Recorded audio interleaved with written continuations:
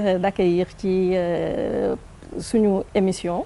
Madame Sayandé Kane nekk ingénieure en informatique di évoluer au niveau de la diaspora ma bàyyi ko mu nuyoo ak internaute Pass TV yi et wax ñu également ci ban dëkk la nekkoon à l'extérieur. Merci beaucoup Koumba, merci beaucoup. Asalaamaaleykum wa rahmatullah wa taala wa barakaatuhu. maa ngi leen di nuyu yéen ñëpp ku ci nekk sa tur ak sa sant di nuyu sama naataangoo yi nga xam ne ñoom laa bokkal plateau bi di la remercier bu baax Koumba. di remercier ak nuyoo tous les internautes de Pass TV mu nekk vraiment une chaîne de valeur boo xamante ne day informer juste et vrai di rafetlu vraiment liggéey bi ngeen di def. Merci beaucoup. man nag je m'appelle Sayandé Niane Kane. maa ngi juddoo Ndakaaru plus particulièrement aux HLM 5 màggee HLM mais jot naa jaar ci yeneen i dëkk lu ci mel ni Thiès Tivaouane Kébémer après nag ci laa dem en France donc ça fait 27 ans que je suis en France fa laay dund fa laa am boroom kër fa laa am njaboot et au niveau de Montreuil dans le département de Seine-Saint-Denis di la remercier vraiment ci accueil bi ak ci invitation bi merci beaucoup. Merci beaucoup Madame Sayandé Kane. Monsieur Mendy, Monsieur Diouf mu mel comme si que vous êtes rentré définitivement, vous êtes venu en vacances. J'aimerais bien savoir. C'est important li mu wax parce que man damay saluer seen courage de tout laisser et de revenir au Sénégal parce que c'était pas possible. Parce que nañu waxante dëgg l'environnement s'y prête parce que boo liggéey dafa war a ànd ak xel bu dal parce que am na ñoo xamante amoon ay temps yoo xamante ne booy ñëw dañuy naan kii est-ce que wér na lan lay wut ci Sénégal li mu fekk fële Eldorado li mu bàyyi fële Eldorado bi ñëw di fekk si mais c'est parce que dafa nekk ñoo xam man dama leen di saluer vraiment seen courage parce que comme ni mu ko waxee liggéey suñu réew dafa soxla doomu Sénégal yëpp nga bàyyi sa lépp ñëw pour jàpp et puis l'environnement est propice tax gis nañu ñi jiite réew mi bëgg nañu réew mi dem jëm kanam te bu amee ay doomu réew mu ñëw di ko jàpp pour jàpp ci liggéey bi vraiment dañ leen di encourager et je vous félicite vraiment vos chapeaux à vous. Merci beaucoup. C'est ce que j'allais vous demander. C'est quand même risqué vu quand même kenn ku ci nekk formation bu nga am ak li nga xamante ne bi nii moom ngay liggéey xëy bàyyi lépp et puis décider ñëw ñibbisi moo tax ma leen doon laaj tout à l'heure ndax da ngeen dégg ni Sénégal jamaa bi daf fi feeñ ngeen ñëw wala parce que en fait bu ma gisee contraste bi mu am parce que ñi nekk fii ñoom ñi ngi def tout pour dem yéen ngeen nekk foofu ñi nekk fii di leen ñee di bëgg di leen fekki gis ngeen jeunes yi ak tragédie yi fii am yii nii yëpp li mu leen jaral pour ñuy jël gaal yi ba mu jaral ba seen bakkan di ci des pour ñu dem yéen vous êtes machallah bien assis foofu am seen situation xëy décider bàyyi ko fa pour ñëw man j'ai envie de vous demander bon est-ce que dañ leen dikk est-ce que c'est juste par patriotisme yaakaar bu ngeen am noonu rek wala que bon nguur gu bees gi dañ leen wax ñëw leen am na lu ñu leen di jox mu jaral leen ngeen bàyyi nañu waxtaan ñu sottante xalaat bu leen ñu nëbbatu yéen itam wax leen ñu man dinaa ci wax dara wax leen ñu li nga xamante ni moo ci nekk gindi leen ñu waaw man damay remonter plus dans le temps. Parce que man mës naa ñibbisi xam nga tout à l'heure maa ngi lay naan ça fait 27 ans que je suis en France. Ok loo gis ngëm-ngëm la ak bëgg sa réew c'est le soubassement c'est la base bu ñu nee patriotisme rek faut pas qu'on le rallie au parti Pastef je veux pas parler de politique mais bëgg sa réew dafa am lu am solo man je donne juste mon cas et mon exemple dama def sama étude en France les études supérieures en France mon master en informatique mais toujours dans ma tête je me suis toujours dit dama rooti te sama siwo bu feesee dama koy këppi Sénégal parce que am naa occasion génn dem xooli leneen gis leneen jàng leneen et j'aime mon pays j'aime ma patrie li ma jàng il faut que ma sotti ko foofu donc du coup très jeune je me suis dit je vais aller tester le Sénégal à travers mes stages de fin d'année donc mon master 1 mon master 2 tous mes stages je les ai faits au Sénégal pour regarder le terrain parce que dama bëgg li ma gis ci tubaab yi mu épaté ma dama bëgg sama réew am ko et quand j'ai fini mes études ma ñëw on m'a embauché ici au Sénégal bi may ñëw ñëpp ne ma yow da nga dof looy wuti Sénégal ndigal ba am expérience ñi xam nañ c'est des jaar nañu ci kaw étudiant boo jàngee ba pare dañ leen naan toogal tuuti ba am expérience door a ñëw déployer mais moi ma meilleure expérience je l'ai eue au Sénégal.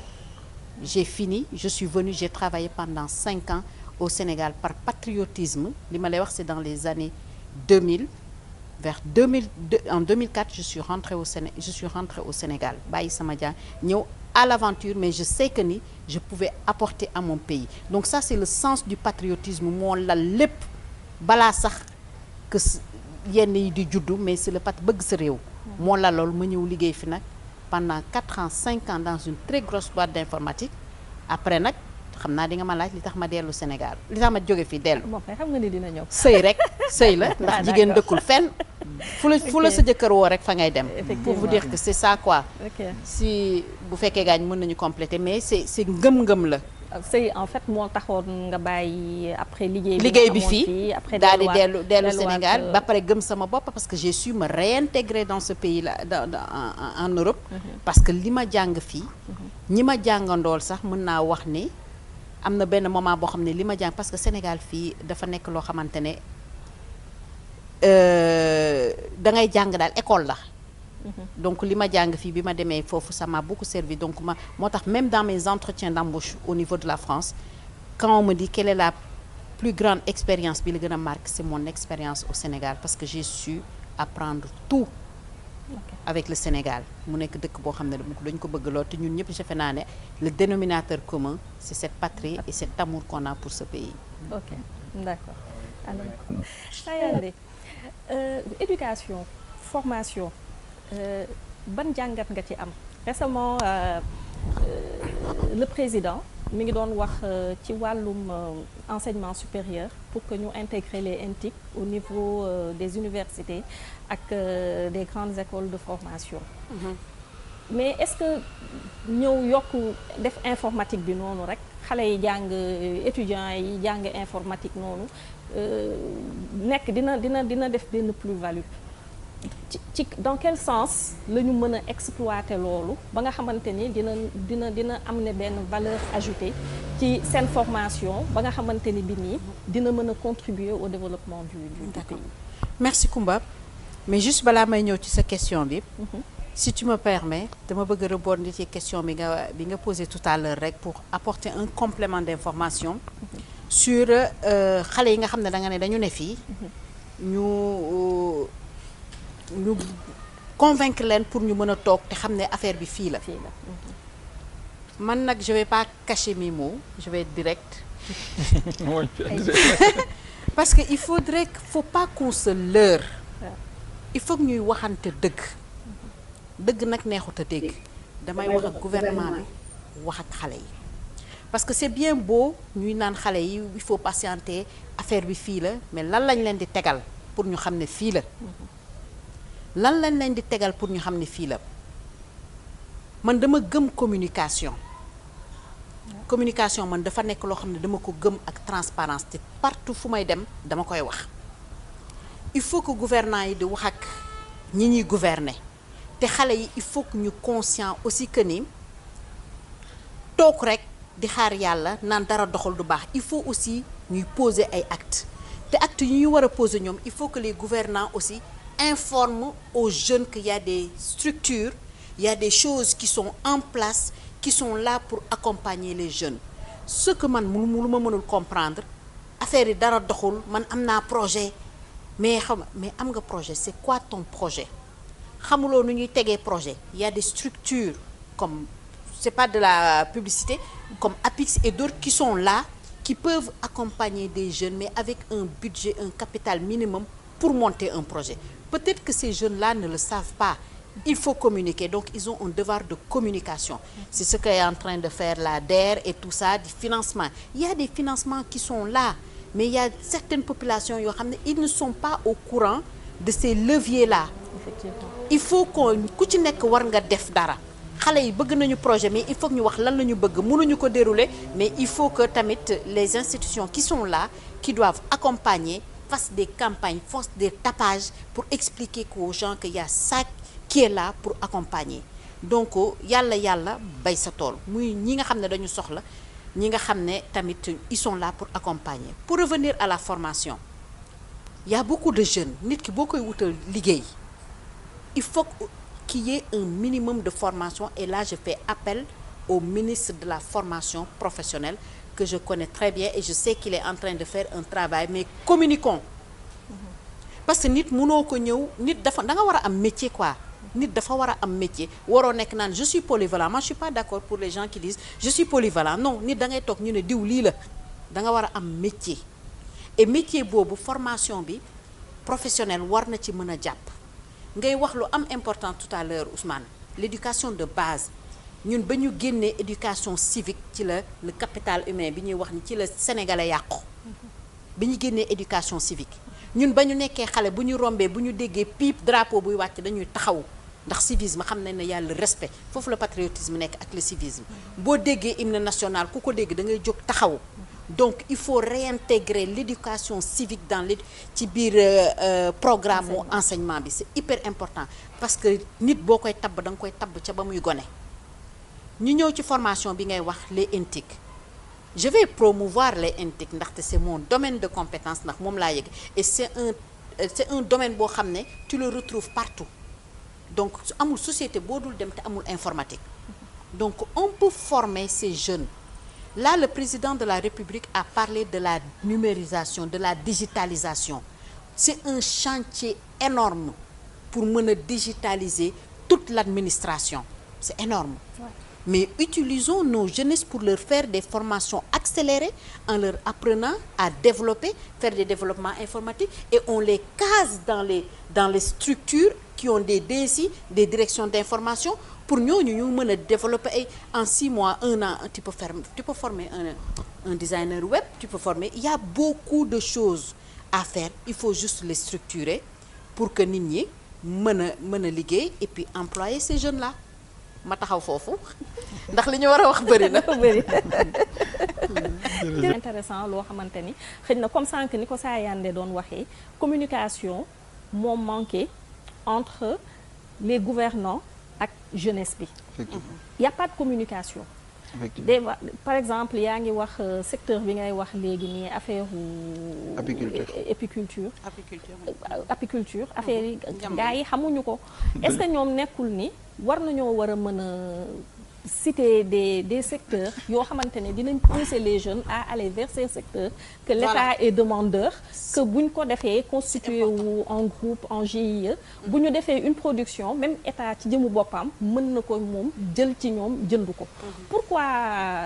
loolu communication bi ngay wax foofu dafa important. Ma juste ma buruxlu ci agriculture bi foofu ngeen baal ma. Parce que on dit aux jeunes allez cultiver.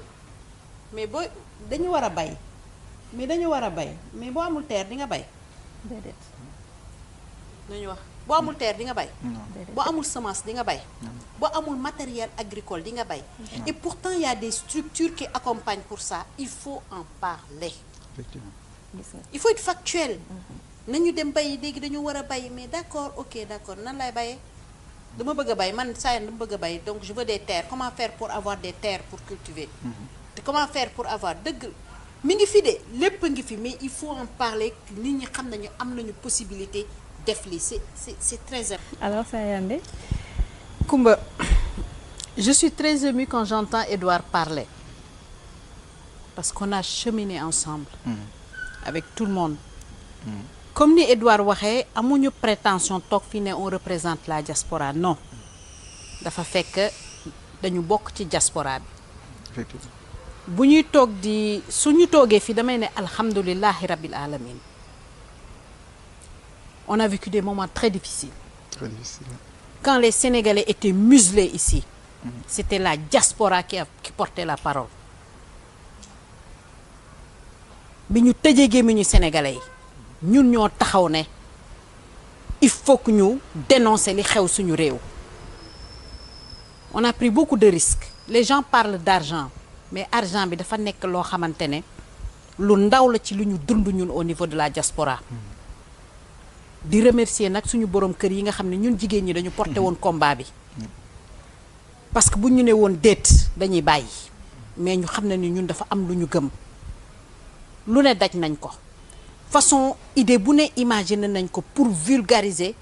wane li nekk suñu dëkk def nañ ko maak Edouard mii on n'est pas dans le milieu de la culture mais dem nañu ba mettre en place des séries de théâtre financer ko décrire le projet par des thématiques mu bind scénario yi may wuti xaalis financer ut ay comédien Mbay ma ndaw Alaaji Rafet tëj leen Mbuur laaju ñu 1 franc